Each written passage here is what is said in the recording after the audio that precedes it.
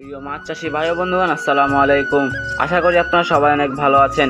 তাসনিম আমার সোনাসারির পক্ষ থেকে নতুন একটি ভিডিওতে আপনাদের সকলকে জানাই আন্তরিক শুভেচ্ছা ও অভিনন্দন।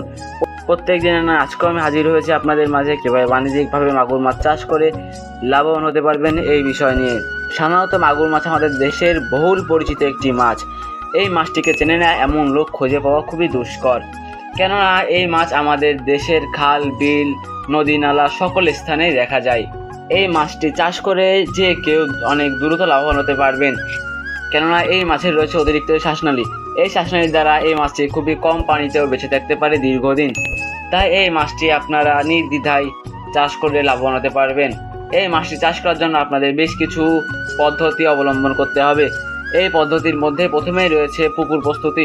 সাধারণত এই মাছটির জন্য মাঝারি সাইজের একটি পুকুর হলে আবশ্যক। এই মাছটি চাষ করার জন্য আপনাদের পুকুরে কাদা যেন না থাকে এই বিষয়ে খেয়াল রাখতে হবে। পুকুরের উপরে যেন বড় বড় গাছপালা না থাকে এই বিষয়ে খেয়াল রাখতে হবে। এরপরে রয়েছে পোনা প্রস্তুত। ভিডিওর মধ্যে এবং ডেসক্রিপশনে আমাদের ঠিকানা দেওয়া আছে।